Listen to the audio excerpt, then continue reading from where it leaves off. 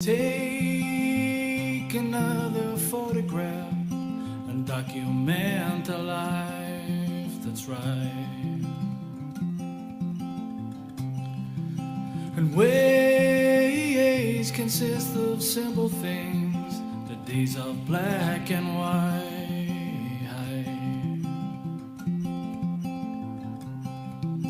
And faces from a humble. Hello, ladies and gentlemen, and welcome back yet again to Talkin Guff podcast with me, your host, Ruben Django Pouch. I watched this Oliver Stone documentary about JFK. He's made another one. He's made a documentary after, I think, when did the movie come out? 91, which is really good. It's really entertaining. I don't know how much of it is true, or, you know, it's not a documentary. But that's the JFK movie that Oliver Stone made in 1991 with Kevin Costner and Tommy Lee Jones, Joe Pesci, a load of heads in it. And he has a documentary now, 30 years later. Would it be 30? Yeah, exactly. Through the Looking Glass. And I was really looking forward to watching it. And I actually thought it wasn't that great. I thought it was a bit wishy-washy, like a bit vague. I definitely think that the CIA killed John F. Kennedy. I think there's absolutely no question about that. Your man, Alan, or is it John or Alan Tullis, is a fucking lunatic. He was Kennedy was definitely gonna break the CIA into 1,000 pieces, and they were like, "We're not fucking having that, mate," and they killed him. I've no doubt that that's the case, but I just thought that it wasn't very concrete, the documentary. Has anyone out there seen it? What did they think? I forgot to say in my little thing, in my review situation, that I watched The Joker. I hadn't seen it yet, with Joaquin Phoenix as, what's his name? Arthur Fleck, is that right? And I thought it was fucking lethal. I don't know if anyone out there has seen it, but it's really good. Obviously, everyone's seen it. I think I'm really late to the party, but Jesus Christ, it was good. And yeah, I really liked it. I still have COVID. I'm still testing positive 8 or 9 fucking days later. Can't go back to work yet. I have a pain in my bollocks, but that's life. A little screenshot just this morning. Like, you know, when I went into my feed, these were the two articles. One was, these are the two headlines that I just thought, fucking hell. Builder has 19 million debt write-off approved by court. So there's a lad out there who owes 19 million euro. He doesn't have to pay that anymore. I wonder if that would be the case for me or you. No. And then the other headline, which I just thought, oh, that's fucking awful now, is that Ireland's 9 billionaires increased collective wealth by 10.8 billion. We talked about this loads of times, this great transfer of wealth that happened during the pandemic and how it makes me untrustworthy of the situation. And there it is, 10 billion in Ireland alone. So if that's 9 billionaires increased by 10 billion, what, 100% increase in their billions, is it? Am I saying that right? Awful, totally disgraceful.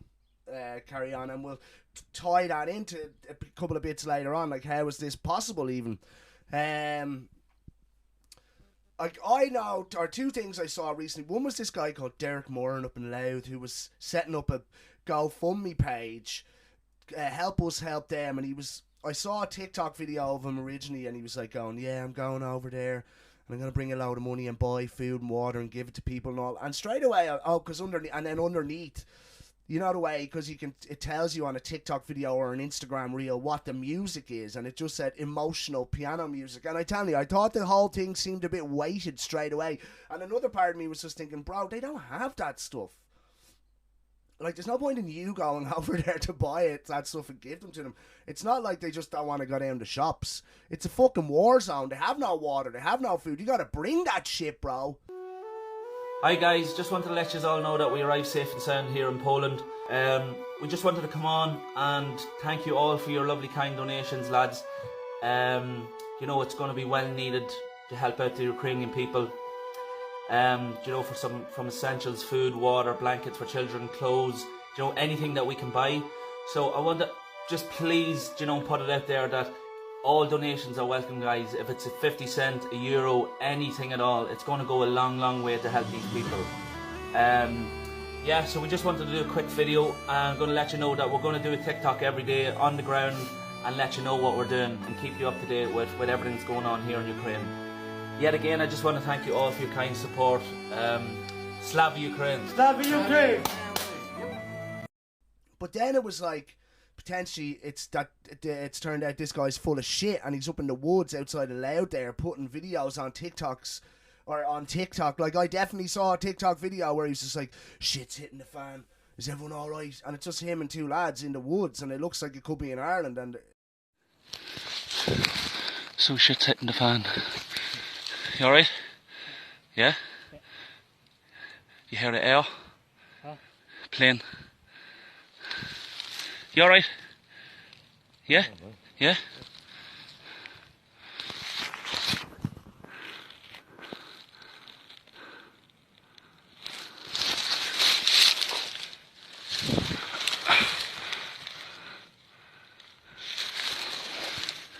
You ready to go? Get up! they do not look like they would be capable of surviving in a war zone. That's for damn sure. And speaking of which, I know a guy, chef. I know a chef. And I worked with him in a kitchen here in Brown. He was shy. He's a fucking soft boy. One of these lads wants to give it the big one, but then has to have his break at that time. And even if the lads are in the shits, I'm going for my break. I don't care. You know, one of these lads, and always had a clammy hue of cocaine addiction. You know, that sheen of a cocaine addict? Always had that on him. Was always trying to sell the young lads coke. Fucking Mongo, basically. Didn't get on with the guy. I just thought, hated his work ethic. And it turns out that motherfucker, because he can't get a job in a kitchen somehow, has gone over to the Ukraine to fight in the war. Something for me just smacks when I heard that, because if you knew this guy, you'd be like, what the fuck is he gonna do over there? What's going on there? That doesn't add up to me. He's gonna get killed. This guy's over there thinking, this great young fucking freedom fighter. He's gonna get shot in the face and killed. He's an idiot. So big up to yourself there, Arthur. Good on good on you. Apparently he's getting paid a fortune to go over there, like $4,000 a month. Who knows? Obviously the war in the Ukraine wages on, and it's obviously deplorable. I know lads who were telling me it's not even happening. That's all fake. That's all fake news stuff, just propaganda to get us hooked onto the idea of there being a war in the Ukraine. I thought, well, that's actually a bit of a shitty attitude, lads, because kids and all are dying. Real human beings are being killed. Go and have a look at what's happening in Mariupol and tell me it's not happening. I've no doubt that it's within the newspaper's best interest to promote the war, because that's what sells newspapers. I'm not arguing that. I know that's a fact, but then that's a far cry from this isn't even actually happening. So it's deplorable, the situation over there. The death and destruction of innocent lives is deplorable, and it's something I am totally against. Totally. But obviously, or to me, it's obvious that the situation is far more complex. It's far more nuanced than, oh, Putin bad, everyone else grand. Like, I mean, just for me, I think there was a potential coup there, orchestrated in 2014 by the US, or certainly helped and aided by the US. There is this is a fact. There are right-wing nationalist parts of the Ukrainian military. Factions of the Ukrainian military is made up of right-wing nationalist fucking Nazi lads who are bad news. That's a fact. They were potentially bombing the Donbass region of the Ukraine with military aid from NATO since 2014, killing 15,000 Russians in the region. That's a fact, like. And again, what would be going on, like, if there was just let's just suspend reality for a minute and just create a hypothetical situation where somehow there was thousands of Americans, tens of thousands of Americans in an annexed part of Central or South America being shelled by these fucking right-wing lunatics within that Central or South American country. Imagine, if you will, that was happening, and like more than 15,000 Americans had been killed in a situation like that. That country, wherever that hypothetical fucking country in Central or South America is, Mexico, whatever the fuck, that would be razed to the ground. I mean, they destroyed the Middle East for nothing by comparison. And so, this stuff is happening. There's also, like, nefarious money shit at play. There's potential liquid gas deal that America have with Europe, and they don't want there to be a gas deal between Russia and Europe, which there is. We get 30% of our oil and gas from Russia, and in order to get their slice of the pie, maybe America is supporting a war or fanning the flames of this war in order to create capital revenue for themselves through this liquid gas deal that they hope to broker with Europe. So that's obviously, it's nuanced. There's the industrial military complex, which said for, like, the militarization of the Ukraine has been happening since 2014, and that makes money for people. You know what I mean? That's not just aid to fight the evil forces of Putin. That's money being created through the industrial military complex for American companies like Raytheon and Lockheed. Speaking of which, we know that those two countries are promoting or communicating to their shareholders that this situation in the Ukraine, these tensions within the region, are good for business. So obviously that's grey, isn't it? That's shady as fuck. As well as that, I didn't realise this, and we'll talk about it another little bit, is that the Ukraine is actually a fucking extremely wealthy country from a resource perspective. Now, it might be the poorest country in Europe, and that might have something to do with, apparently, it's the most corrupt country in Europe as well. The whole situation, like I've just expressed, is advantageous to certain people. There's no denying that. We've just discussed it. But also, like, there are people out there who would say that the World Economic Forum and Klaus Schwab are looking to destabilise and potentially crash the world economy to lay the foundations for this idea that they have communicated that we, the people, will own nothing and be happy. Like, that's not a conspiracy theory. That was said by Klaus Schwab. That's the attitude of the World Economic Forum. And people out there would argue that this on the coattails or straight on the heels of the pandemic is just more ways in which the World Economic Forum can cripple us economically, because they need to cripple us economically in order to orchestrate or be the architects of a situation where we own nothing and are happy. That's what they want. Which is wild, isn't it? Klaus Schwab is also the author of The Great Reset and this Build Back Better idea.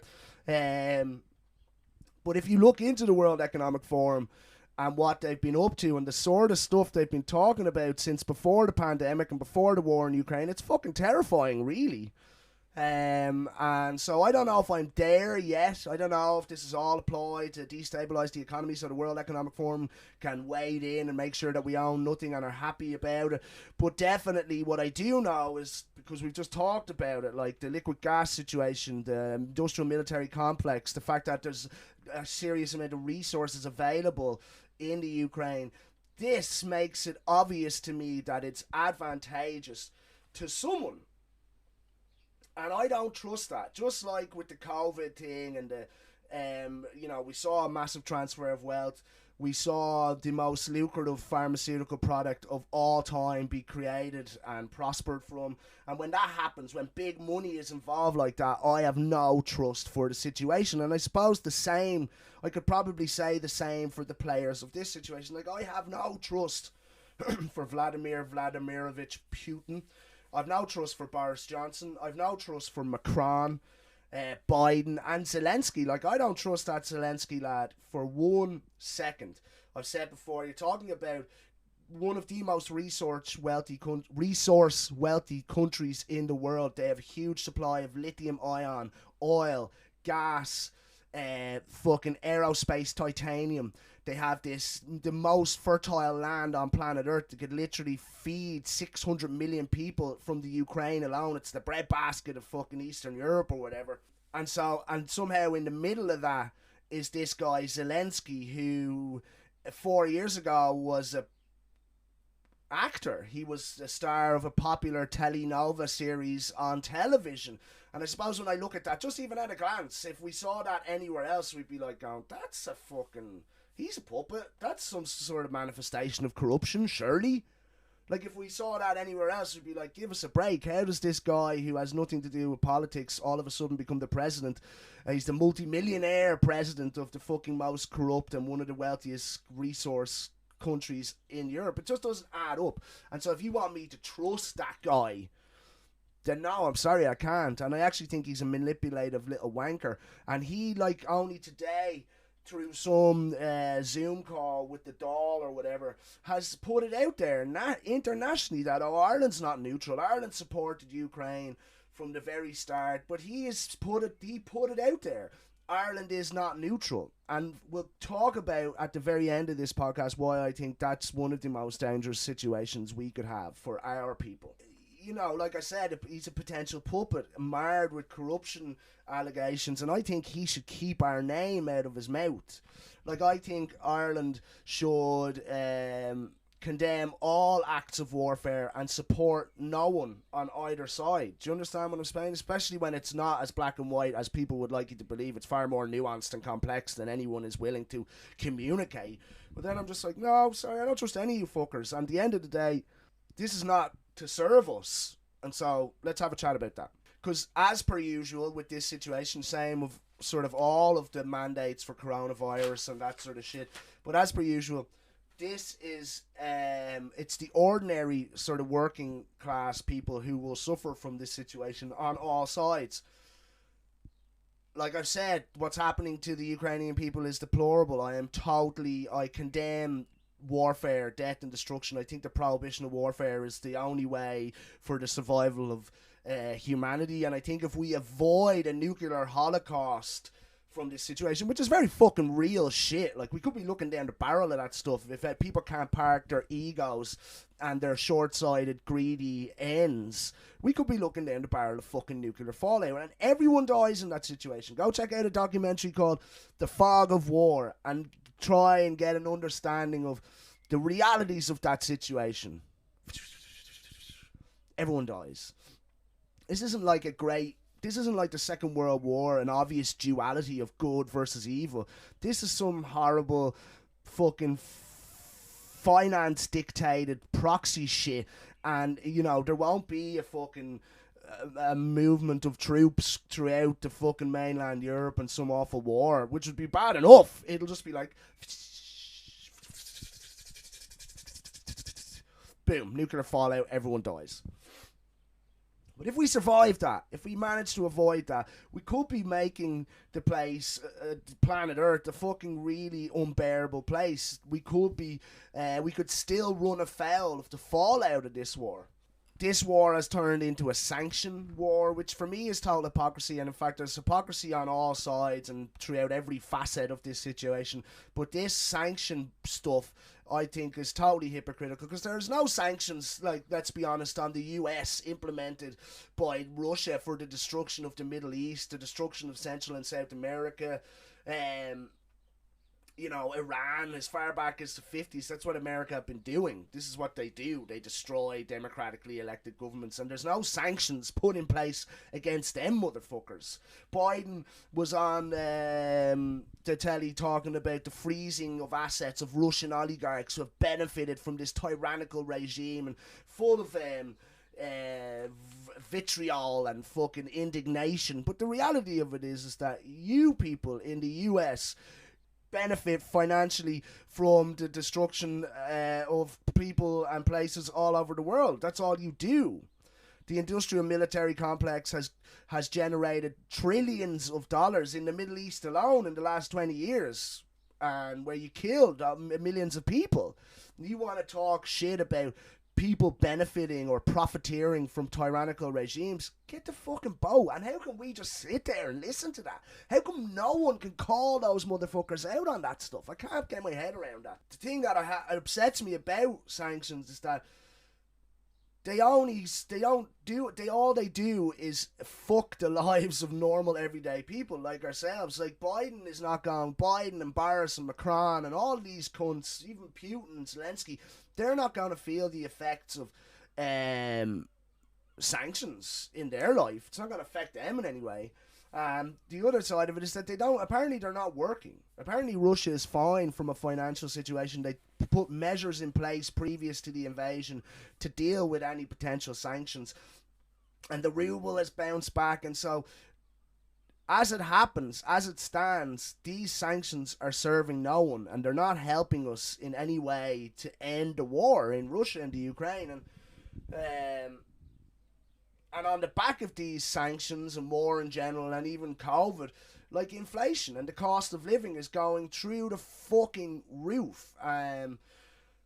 What is inflation? So, I mean, I don't have fucking any expertise in economics or anything like that. But from what I can understand, there are three types of inflation. One is like a supply and demand, supply and demand inflation. One is like production cost inflation, and there's another one that I can't remember. Inflation can affect products and services, but then it can also affect a whole economy. So like if your inflation gets too high, your index percentage or whatever, then the value of your money the spending power of your money is dropping. The higher your inflation gets, the less value your fucking currency has. We saw obviously in Germany in the wake of the Second World War, inflation went through the roof and people were bringing around wheelbarrows full of money just to buy bread and shit.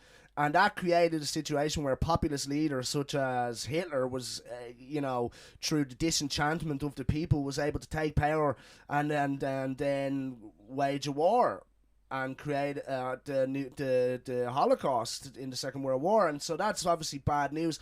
And we know that because after the Second World War, those same level of sanctions were not introduced because they knew that those sanctions in the first place had created a situation that led to the Second World War. So it's bad news, right?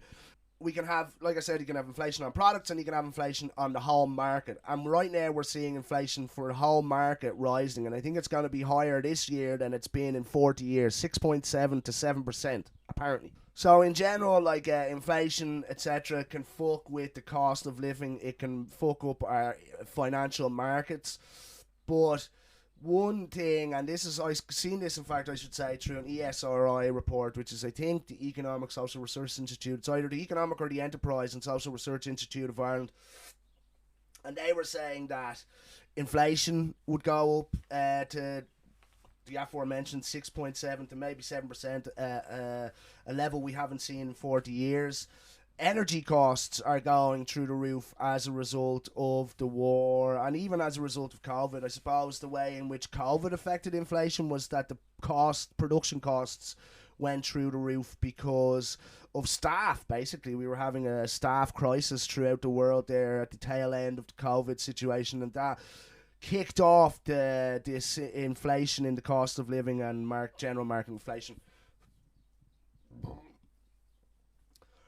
And then the war has kicked off, and and in the last while, the cost of energy has gone through the roof because this is the hypocrisy as well of sanctions. It's like we get 30% of our oil and gas from Russia, and yet we're going to sanction them and stop getting our oil and gas from there without having any oil or gas to replace it. So all that happens is it means that you and me, normal everyday people, have to pay more for central heating oil and to power our cars, etc.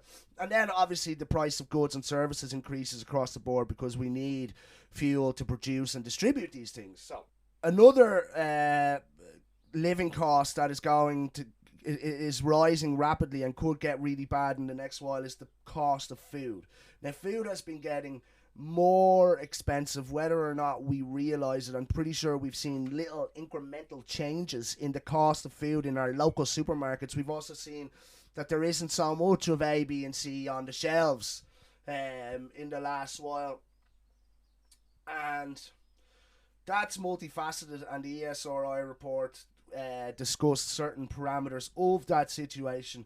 Number one is that, like, we get, I think, 100% of our fertilizer from other countries. 20% of that fertilizer comes from Russia. We get about 14% of our feed from the Ukraine alone. No, that's wrong. We get 14% of our grain for making bread, pasta, etc. from the Ukraine. and we get a huge amount of fertilizers. What the fuck was the other thing? Feed. Sorry. So the ingredient in which the sort of the main ingredient for making cattle feed and fodder has doubled in price. So we will now see an explosive increase in the price of that feed for our own cattle. And I think in this country, fodder is what you feed to pigs and poultry, and tillage, which is like grass, is what you feed to sheep, cows, etc., grazing animals, right? But if we don't have enough, if we can't afford fertilizer, the tillage yield won't be good enough, and we won't have enough feed to feed all of the tillage animals. If we can't even afford to feed for the fodder animals, then that price is going to go through the roof. Now, I work in the service industry, and I know for a fact that the cost of beef, chicken, butter, dairy, tomatoes, everything across the board has gone up between 20 and 40% this year so far alone. And now we're working off last year's feed yields, fodder yields, fertilizer, etc. We could really get it in the ass next year. Because if we don't sort this out now, and we have a low yield of tillage, and we can't afford enough, we don't have enough fodder for the animals, then next year there will be an even smaller supply to an equal demand of these products, and it'll go through the fucking roof. That's a fact. That's not a conspiracy theory. That is potentially coming down the tracks for us. Another thing is, as far as I can make, like Morocco supplies a lot of veg around the world, and I think they've turned around and said, well, we can't honour our usual contracts because we have our own supply and demand issues. And so there's knock-on effects for this situation throughout the whole world. And look, the cost of energy, goods, services, etc., that's one thing. You know, we might be a bit less frivolous with the central heating. We might walk to the local destinations rather than drive everywhere. You know, we could adapt to deal with the rising costs of energy and services, etc. You know, we could be less indulgent, more frivolous, or less frivolous, if you will. But the food thing I find to be really scary, because picture this, right? Imagine you have to go down a la fucking Mad Max and fight some fiend to the death in the fucking car park of Lidl or Aldi for a bag of flour, just so you live. Like, that for me is scary, because there's no, like, we can be less frivolous or whatever, but at the end of the day, you don't have food, you don't eat, you die, and your family dies. And so that's a really heavy potential fallout for this situation, you know, and something we'd want to fucking keep an eye on or sort out pretty much straight away. Or we could be, like, on the cusp of some dystopic fucking future, and like that's not gonna pan out well for us. We're not able for that. Like, only 30 years ago, the Russians were fighting for survival. You know, in the mid to late 90s in Russia, that looked like hell on earth. They'll be alright, you know what I mean? They're more trained or capable, I think, of surviving sanctions than we are. And again, just to pull that screenshot, how can we have a situation where the 10 billionaires of this country have, after getting an extra €1 billion each, and yet inflation and the cost of living is going through the fucking roof? That doesn't make sense to me. It does not add up to me. Again, how can I trust that situation? How can I trust that narrative? Maybe it's advantageous for people, for certain groups of people, that the rest of us are fucking squabbling over food and killing each other for fucking this, that and the other, because then, you know, we'll start to own nothing and be happy. I don't know. I just think that something, when I saw the screenshot, and again, if we know that happened during the pandemic, like, was people are dying from a fucking, you know, previously unseen fucking virus, and then other people are taking advantage of that situation to garner massive amounts of wealth for themselves. Like, if we know that that's possible and that's what people are willing to do, surely the idea of, like, perpetrating or fanning the flames of some conflict in order to generate wealth isn't too far outside the parameters of belief or whatever. Do you understand what I'm saying? It's like, it's not too outrageous an idea or concept to think that this could be of advantage to someone and therefore they keep it going. You know, we saw that people do whatever they can to take advantage of situations. What's that thing? Never let a good crisis go to waste. Isn't that what they say? I suppose the point I'm trying to make is that the war, I think, potentially serves like the top tier of political and financial elites throughout the world. I think that that's probably happening. I think that they did that in the Middle East for 20 years. I think they did that with the pandemic, and now I think they're going to do that with this situation. And it serves no one. It serves no ordinary working class people like me and you. And either do these sanctions, and they're being presented as, oh, this is what we're doing. We have to take the hit against, you know, in the fight against tyranny and all. It's just like the tyranny is on all sides. Anyone who promotes warfare, anyone who promotes the destruction of lives and property is a fucking asshole, and we have to get rid of them, and we cannot trust these people. It doesn't beget anything. That's where I can't understand. If two kids were fighting in the street and you went up and you were like, what's the fucking story here? And one of them was like, he's after saying that I did that, and the other turned around and says, he said my ma was at this, that, and you go, hold on a minute. Shut up now, the two of yous. Shut up, the two of yous, and we sort this out. And you'd sort it out. And that's what you do. That's how we expect kids to operate on the fucking, in the playground, or in the schoolyard. And yet we can't understand that.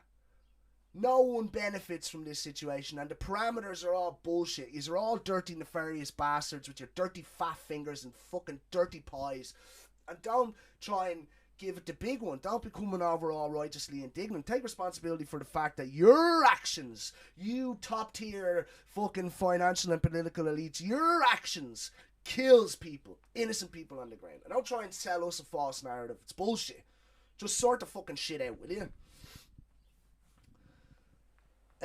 Like I said, the war serves no one, except for the people who are in control of the situation. The sanctions serve no one, bar the people who can potentially make more money out of them, and therefore we should turn around and say it's unacceptable.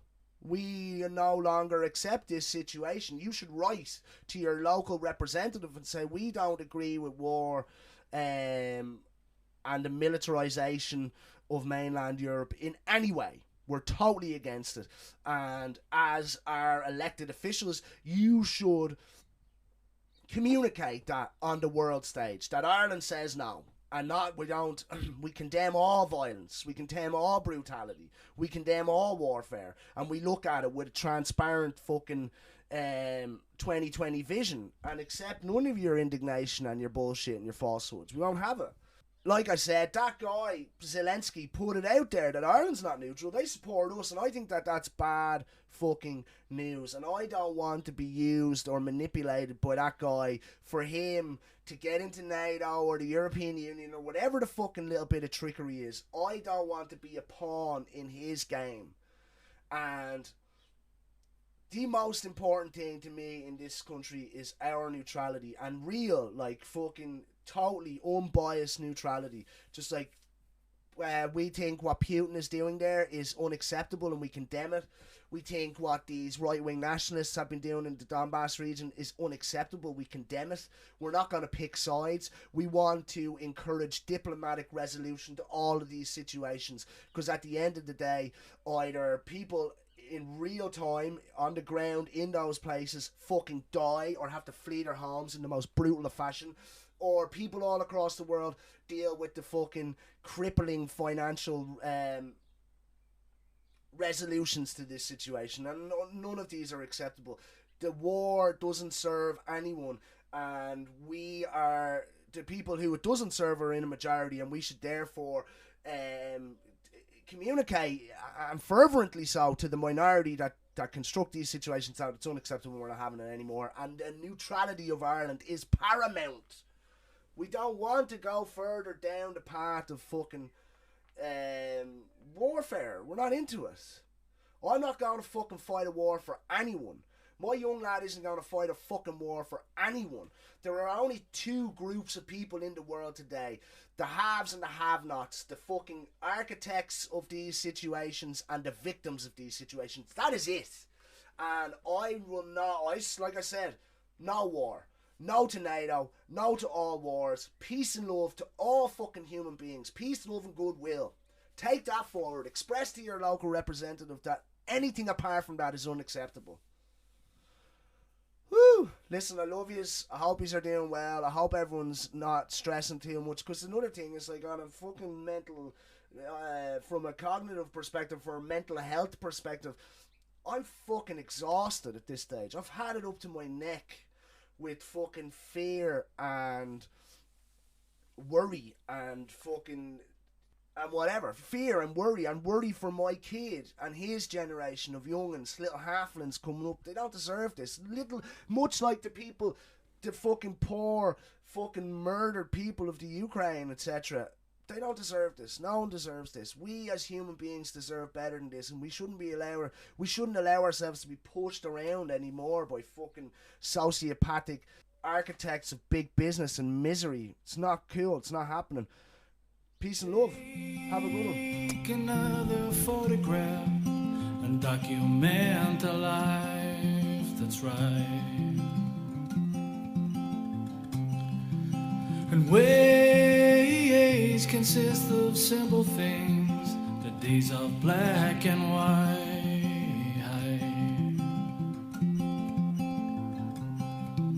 And faces from a humble past at one with the ground, the sound,